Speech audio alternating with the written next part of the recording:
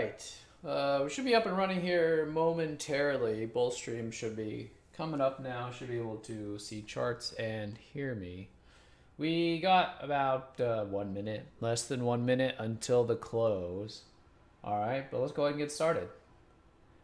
Good afternoon. This is Ifan from the Strategic Day Trader, and this is your market ref for June 23rd, 2022. Q's up 1.5%.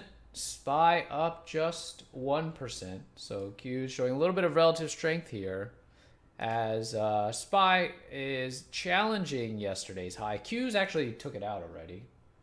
Okay, so Q's being the one to move around a little bit more. SPY actually, we talked about yesterday how we wanted to see it break above yesterday's high. So SPY hasn't really been able to do that yet, but I think that's enough for me based on what the Qs have done and the way that the SPY's closing to no longer be bearish. We're coming into today with the plan that we stay bearish as long as we stay below yesterday's high, and especially if we break underneath yesterday's low, that would trigger the daily sell setup. So we didn't trigger it today. SPY is going to be an inside bar where Q's poked above just by a little bit there. Okay, so enough to suspend the bearish bias basically, and that's because you can see here the hourly is trying to transition. We did note this potential for a transition here. We went through the different time frames, talked about how the hourly was trying to go into an uptrend, but every other time frame, daily is still in a downtrend. Weekly is in a downtrend. The only other interesting thing to note here is that we are close to 200. We did go and look back at 2009, which is the last time the weekly was underneath the 200. So basically got to that support there.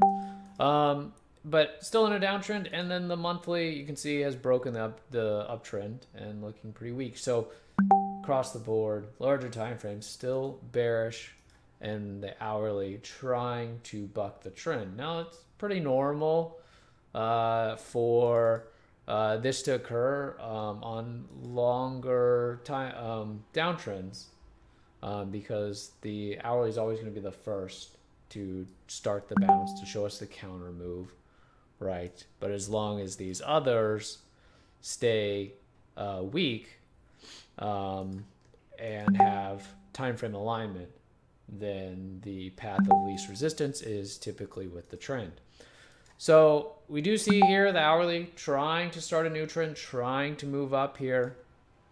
Okay, so for tomorrow, I'm going to be neutral going into tomorrow. Now below today's low, and this is what we talked about kind of just in closing here in the room. Below today's low, back to all out bearish, right? That I think is where the higher conviction bias would be, because then we have time frame alignment again, and this hourly transition will be over. So then they'll be back to, bearish trends across the board. Now above today's high, right, which we talked about yesterday, is where the hourly is trying to break out to signal and wants to go into an uptrend. How long will that uptrend be, right? I guess the last time we had this hourly uptrend lasted for maybe a week, about a week, before rolling back over. Okay, and that's when we noted the weekly sell setup right there, weekly sell setup. Okay, so all that is really, to summarize, we have a smaller time frame uptrend that's trying to attempt to really go against the downtrend that we've been in for most of the year, almost all year. Okay, so how long will it last? Will it produce a bigger move? We'll kind of just have to wait and see. But the expectation right now is that the prevailing bias is still bearish, but for now we're gonna go with neutral, see how tomorrow plays out. All right, and if we do break below a previous bar's low on the daily here, that'll signal the sell setup. We'll be back to all out bearish. Okay. All right, let's go over the plays from today. Hopefully you're able to catch the VRM. Would have liked to have been a little bit more aggressive with the VRM this morning on this breakout, but the way that it popped came up pretty quick. If you were watching it, it was very stacked on the level 2. So the offer at 131 was much, much bigger than 130.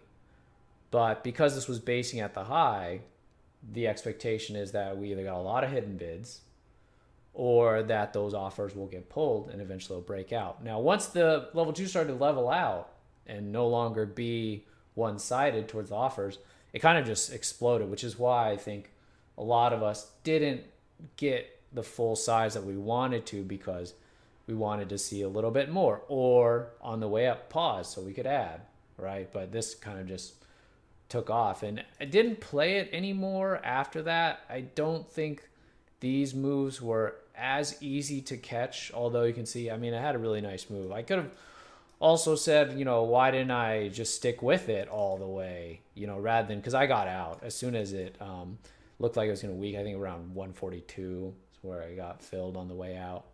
And you can see it went all the way up to 180. But the plan was to do this as a scalp. So, that's the difference. If I was going to do it as a chart trade, I probably would have done it to include that shakeout there. That was one aspect of this that was really nice. So if I was going to play this, I would want to include that as part of the play. So that's where the stop would go. But from the outset, the plan was to play this as a scalp. And so that's the way it was played. And it ended up being not too bad also if you played it as a chart trade. But that was the plan, is just scalp out as soon as the bid gets broken. So that was good on the VRM. Just wish it was a little bit easier to catch and a little bit easier to add to. NCMI, I had high expectations for this as a short. The first time worked out okay. Mentioned in the room kind of when this volume came in and it stopped moving, that's probably it on the NCMI, because I saw the volume come in. Level 2 started to get all squirrely after looking really good. You can see how tight that base was when it broke. And then it popped. Then got in it again on the way down. And I was sure that this was going to be the nicest play today. This was going to break down. Here's the daily, which I thought was really, really nice. Really weak. Just all out downtrend on every time frame. So that's why I really liked it. Ended up breaking out instead and actually being an even better long. So that was pretty surprising. Now, the one thing I think to take away from this is, we go over trades like the VRM. That was nice. That worked, right? We go over trades just like the NCMI. I really thought it was going to break down. Didn't work.